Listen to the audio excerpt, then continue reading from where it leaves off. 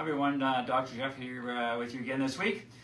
This week I thought we'd talk a little bit about cortisone injections. I've been getting a bunch of questions on what they are, what they do for you, am I a candidate type of thing.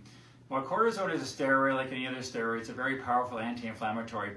It's not a pain reliever like most people think. Some docs will put a pain reliever formulation in with the steroid injection, but on its own it's not a pain reliever of any sort. It's just an anti-inflammatory, very powerful one. So the reason they do this is inject it in to try and stop the inflammatory process that's going on in the joint or in the muscle, and it's very good at doing that. It's usually done using a needle injection. Sometimes it's a small needle, sometimes it's a big needle. It can be very painful, so they may use a anesthetic either on the skin or an anesthetic within the injection itself to help with the freezing, just like you get when you go to the dentist before you get your teeth done. The other thing with cortisone is that it's really good for anything that ends in an itis. So arthritis, bursitis, plantar fasciitis, that's the things that they'll generally use cortisone for. Some people find that it's a magic treatment, that they get the cortisone within a couple days, their pain's completely gone. It may last a day, a month, a year, 10 years. Other people find that they get a couple injections and it really doesn't help at all, and at that point there's really no reason to continue, because if it doesn't help the first or second time, it's not really going to help at all. So some people find it's a magical pill as far as getting better is concerned. But like anything else, there is downfalls to getting it. Cortisone is a steroid. Steroids have been linked and with preventive use of cortisone injections leading to possible liver failure, liver disease, and liver cancer. So again, getting multiple injections is not good for your liver. It also damages your joints.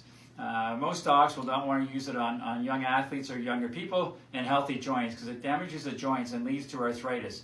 So they'll quite often use cortisone in older people that have joints that are going to be replaced at some point anyways. So it gives them some time between now and when they're going to get their joints replaced to give them some comfort and some relief. The other problem with it is it reduces your immune system. So if you're getting a cortisone injection or using steroids, you should watch about getting immunization or getting the flu shot or a live type of vaccination, because you actually can get the disease because your body's immune system is compromised. Also, after an injection, you may notice you might get a cold or a bit of an illness, because again, your immune system's compromised from the steroid.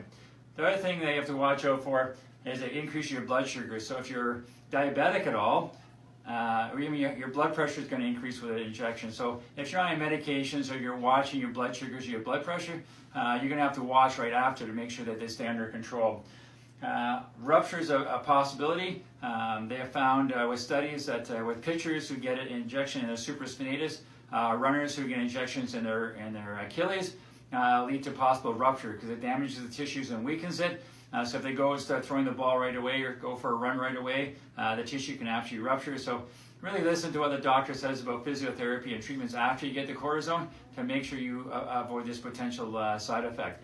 You have to watch as well as there's some drug interactions with cortisone. So aspirin, blood thinners, and things like that. So make sure before you get an injection, you talk to your doctor about, are you a candidate? What are the side effects? Is there anything I have to watch out for as far as any drug interactions? And make sure you're a good candidate. The other thing is, if it doesn't happen once or twice, if you get a couple and it's not helping, don't get any more.